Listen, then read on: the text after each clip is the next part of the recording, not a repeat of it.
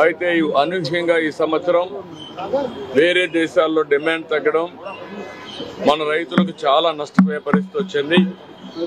ఆ విషయమే మంత్రి గారికి చెప్పాను. ఎట్టి పరిస్థితుల్లో రైతులను ఆదుకునే బాధ్యత మన మీద ఉంది. రైతులను ఆదుకోవాల్సిన అవసరం ఉంది. ఏదైతే ఏ విధంగా ఆదుకోవాలనో వారికి అంతా కూడా సజెషన్స్ ఇచ్చాం. మామూలుగా అయితే ఎంఐఎస్ కింద మార్కెట్ ఇంటర్వెన్షన్ స్కీమ్ కింద 25% ఇంటర్వ్యూన్ అవుతారు. అది కూడా రేట్ ఎస్టాబ్లిష్ చేయడంలో ఐసిఏఆర్ ఏదైతే ఉందో ఆ వ్యవస్థ ఎస్టాబ్లిష్ చేశారు. వాళ్ళు కూడా ప్రాక్టికల్ రేట్ కాకుండా ఆంధ్రప్రదేశ్లో ఉండే కాస్ట్ ఆఫ్ కల్టివేషన్ తీసుకోకుండా వాళ్ళు ఒక రేట్ ఇచ్చే పరిస్థితికి వచ్చారు. అవన్నీ సరిచేయాలని చెప్పాను.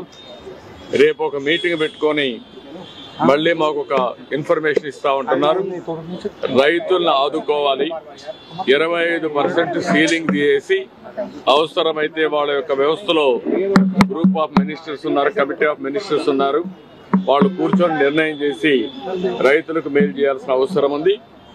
రెండోది ఏదైతే 50% అంటే వాళ్ళు 50% ఇస్తే రాష్ట్రం 50% ఇవ్వాలనేది కూడా ఉంది. దాన్ని కూడా ఏం చేయాలో కూడా ఆలోచించమన్నాను. ఏదేమైనా రాష్ట్రంలో ఉండే రైతులకు న్యాయం చేయాల్సిన బాధ్యత ఉంది. అందులో కూడా ఇప్పటికే కొంత మార్కెట్కి వచ్చింది, కొంతమంది నష్టపోయారు, ఇంకా కొంత మార్కెట్లోకి వస్తూ ఉంది. దీనిపైన ఎక్స్పోర్ట్స్ ఎందుకు తగ్గాయి, ఎక్స్పోర్ట్స్ని ఏ విధంగా స్టెబిలైజ్ చేయగలుగుతాం. రేపు ఇక్కడుండే కామర్స్ డిపార్ట్మెంట్ని అదే మరి అగ్రికల్చర్ డిపార్ట్మెంట్ మినిస్ట్రీస్ అన్ని కూర్చొని మాట్లాడి ఈ యొక్క ఎక్స్పోర్ట్స్ని కూడా ఎట్లా ప్రమోట్ చేయాలో కూడా వర్కౌట్ చేస్తామని చెప్పి హామీ ఇచ్చారు. అల్టిమేట్గా ఒక హోలిస్టిక్ అప్రోచ్ 25% నుంచి ఇంకా పెంచడం, ఇంకో పక్కన ఏదైతే రేట్ ఉందో కల్టివేషన్ కాస్ట్ ఆఫ్ కల్టివేషన్ ఉందో దాన్ని రియలిస్టిక్గా తీసుకొని చేయడం. మూడోది ఎక్స్పోర్ట్స్ కూడా ప్రమోట్ చేయడం.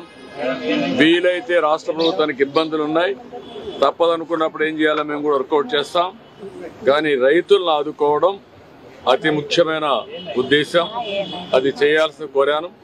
రేపే మినిస్టర్ గారు వస్తానే ఫస్ట్ మీటింగ్ పెట్టుకొని అన్ని విధాలు ఆదుకోవడానికి ముందుకు వస్తానని కూడా హామీ ఇచ్చారు. ఎల్లుండి నేను కూడా ట్రేడర్స్తో అదే మరిగా మార్కెట్ కమిటీ వ్యవస్థ అందరితో మాట్లాడి దీనికి కారణాలు ఏంటి, ఏ విధంగా స్టెబిలైజ్ చేయాలి, ఏ విధంగా రైతులను ఆదుకోవాలని ఆదుకోవడం కోసం అన్ని ప్రయత్నాలు చేస్తున్నాం.